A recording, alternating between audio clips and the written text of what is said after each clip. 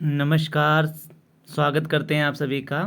First question है, उद्यमी का संचालन संबंधी कार्य है तो वित्त की व्यवस्था करना बिल्कुल है। रिपोर्ट उद्यमी थोड़ी ना रिपोर्ट तैयार करता है, करवाता है। उपक्रम स्थापित जो है वो भी नहीं करता है। मुख्यतः जो हो गया उद्यमी का संचालन संबंधी कार्य जो होता है वो वित्त की व्यवस्था करना। इसका ऑप्शन नंबर ए जो है वो सही हो जाएगा। उद्यमी की विनियोक्ताओं के प्रति उत्तरदायित्व होता है। जो होगी तो उद्यमी का विनियोक्ताओं के प्रति क्या उत्तरदायित्व होगा, तो उनका मुख्य उद्देश्य होगा कि उनको सही से उचित लाभांश मिले। नई किस्मों का निर्माण करना, विनियोक्ताओं से इससे कोई मतलब नहीं होता है। मुख्य जो होगा वो उनको उचित लाभांश देना ही होता है। इसलिए इसका ऑप्शन नंबर ए जो है वो सही हो जाता है।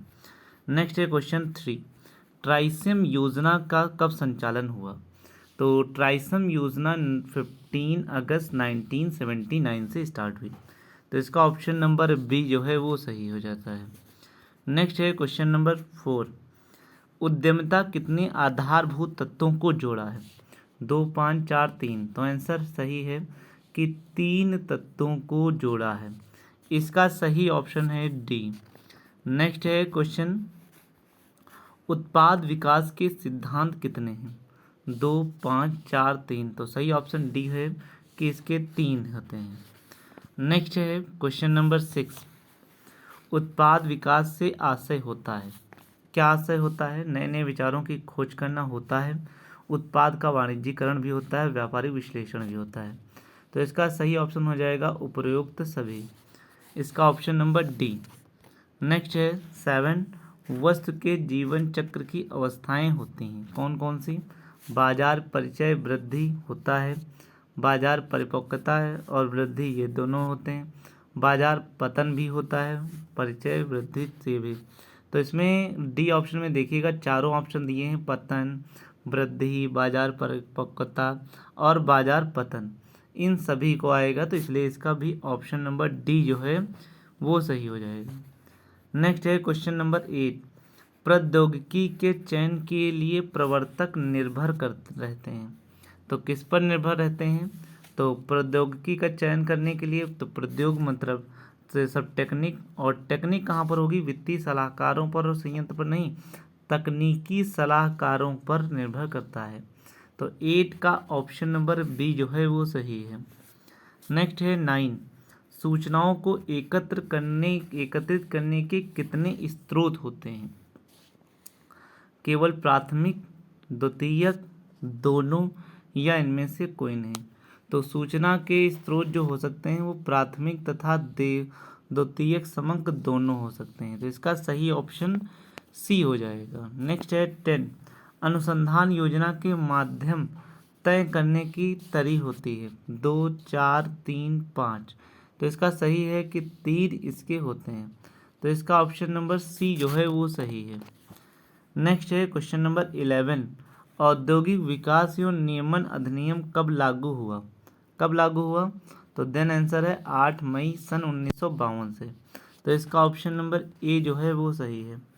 नई औद्योगिक लाइसेंस नीति कब घोषित हुई, तो कब घोषित हुई, तो ये सब चालू हुआ था 1991 में 24 जुलाई को नई औद्योगिक लाइसेंसिंग नीति जो लाई गई थी वो लाई गई थी। तो इसका ऑप्शन सी। और जब इसका लाया गया था LPG वाला, liberalisation, privatisation and globalisation. Next है क्वेश्चन नंबर 13, मध्य चार्ट का नियंत्रण सीमाएं ज्ञात करनी है तो निम्न में से कौन सा सूत्र का प्रयोग नहीं होता है। तो कौन सा नहीं होता है, पहला होता है, दूसरा नहीं होता है, तीसरा भी होता है, चौथा भी, और नहीं पूछ रहा है। तो इसका ऑप्शन बी हो जाएगा कि इसका हो जाएगा x बार प्लस माइनस 3 डेल्टा r बार। ओके, नेक्स्ट है क्वेश्चन नंबर 14, निम्न में से कौन सा चार्ट किस्म के गुण को नियंत्रित करने के लिए प्रयोग किया जाता है। तो कौन सा, तो इसमें से है, तो इसका सही ऑप्शन है पी चार्ट जो है वो किया जाता है। तो इसका ऑप्शन नंबर डी जो है वो सही हो जाता है। कौन सा चार्ट समंको हेतु नियंत्रण चार्ट नहीं है, कौन सा नहीं है, माध्यम नियंत्रण चार्ट, विस्तार नियंत्रण चार्ट, समांतर चार्ट होते हैं। और नहीं कौन सा होगा, तो सी चार्ट जो है वो नहीं है। तो इसका सही ऑप्शन डी जो है वो सही है। नेक्स्ट है क्वेश्चन नंबर 16। नियंत्रण चार्ट बनाते समय सामान्यतः हम प्रयोग करते हैं 1 sigma limit, 2 sigma limit, 2.8 sigma limit या 3.3 सिग्मा लिमिट। तो इसका सही ऑप्शन है 3 सिग्मा लिमिट का हम नियंत्रण चार्ट बनाते समय प्रयोग करते हैं। तो इसका सही ऑप्शन डी हो जाएगा। सीपीएम सूचक है, मतलब सीपीएम किसका सूचक है, तो ये क्रिटिकल पाथ मेथड होता है, नॉट क्या कैश प्लान, क्रेडिट या क्रेडिटर्स। तो इसका सही है क्रिटिकल पाथ मेथड। इसका ऑप्शन नंबर ए जो है वो सही है। नेक्स्ट है क्वेश्चन नंबर 18। सीपीएम विधि की खोज किसने की थी, किस सन में हुई, तो इसकी खोज जो हुई थी वो 1957 में सीपीएम की हुई थी। तो ऑप्शन नंबर ए जो है वो सही है। सेट का विश्लेषण करते समय ध्यान देने योग्य बातें हैं, लागत संरचना बिल्कुल, उपलब्ध उत्पाद सुविधाओं का विश्लेषण ये भी, एकाधिकार की स्थिति का अध्ययन, तो ये सभी हो जाएंगे। इसका ऑप्शन डी जो है वो सही हो जाएगा। नेक्स्ट है क्वेश्चन नंबर 20। सीपीएम विधि के मुख्य उद्देश्य हैं, तो कौन कौन से हैं, तो विभिन्न घटनाओं क्रियाओं के वृत्तों तीरों की सहायता से बिंदु रेखा पथ अंकित करना, परियोजना की लागत को कमी करना, कार्य प्रारंभ तथा कार्य समाप्ति निश्चित करना। तो इसका सही ऑप्शन हो जाएगा डी, उपयुक्त सभी। ठीक है। नेक्स्ट है औद्योगिक रुग्णता के आंतरिक कारण हैं, कौन कौन से हैं, तो दोषपूर्ण नहीं, अत्यधिक व्यय नहीं, अन्याय नहीं। तो रुग्णता के आंतरिक कारण इसमें से कोई नहीं है, तो इसका सी है, डी ऑप्शन हो जाएगा। नेक्स्ट है 22। औद्योगिक रुग्णता का पता करने की कौन सी विधियां हैं, तो कौन सी हैं, तो तरल कोषों की कमी जो है विधियों में नहीं है। ठीक है। ब्याज का भुगतान न करना ये भी नहीं है, वित्तीय अनुपातों को बनाए रखना ये भी नहीं है। तो इसका सही हो जाएगा उपरोक्त में कोई नहीं। तो इसका सही ऑप्शन डी जो है वो सही हो जाएगा। बीमा के सिद्धांत होते हैं कौन से, सदविश्वास, बीमा योग्य हित, दोनों, इनमें से कोई नहीं। तो बीमा के जो सिद्धांत होंगे वो दोनों होते हैं, सही ऑप्शन सी होगा। नेक्स्ट है 24। पूछा गया है कि एक व्यवसाय ने 5 लाख रुपए का अग्नि बीमा कराया, आग लगने के कारण 8 लाख का माल की क्षति हुई, आय नष्ट हुआ माल 4 लाख का था, क्षति की पूर्ति क्या होगी, 24 पूछा गया है। तो क्षतिपूर्ति कितनी होगी, तो इसका फार्मूले से निकाला जाएगा कि कुल गोदाम का, ठीक है, तो वहाँ पर निकाला जाएगा।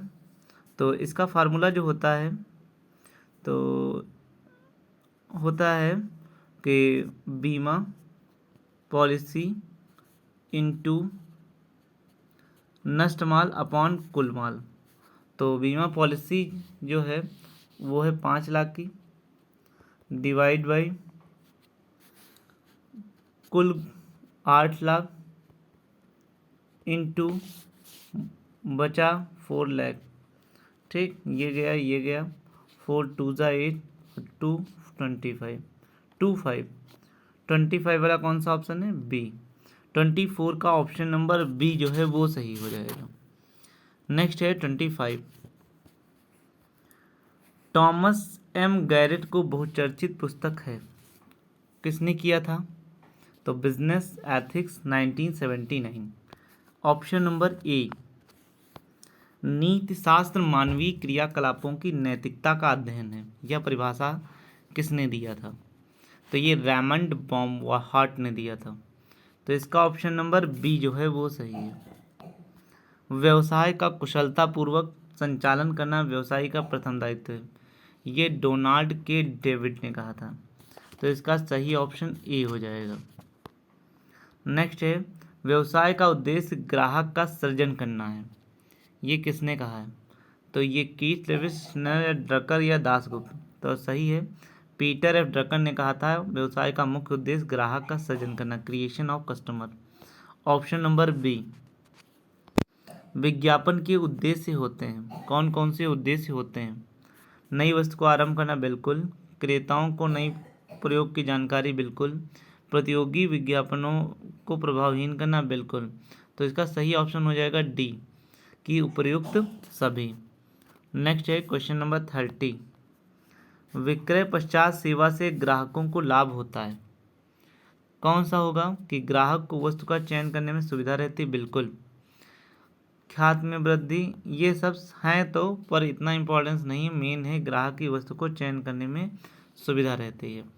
Option number A. नेक्स्ट 31। विक्रय पश्चात सेवा को किन उत्पादों की आवश्यकता पड़ती है? तो टेलीविज़न सेट की भी, रेफ्रिजरेटर की भी और स्कूटर की भी। तो इसका सही ऑप्शन हो जाएगा उपरोक्त सभी। विज्ञापन करने का सबसे प्रभावशाली साधन कौन सा है? कौन सा है? समाचार पत्र, सिनेमा, लाउडस्पीकर या टेलीविज़न?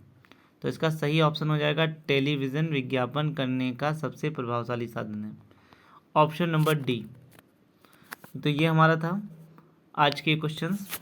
अब एक हमारी बुक से पूरी समाप्ति हुई, जिससे हमारे जो पीजी का जो एडमिशन एंट्रेंस एग्ज़ाम में थे रिलेटेड वो वाली बुक समाप्त हुई। अगली हम कल एक नई बुक से स्टार्ट करेंगे। Okay, thank you, have a nice day.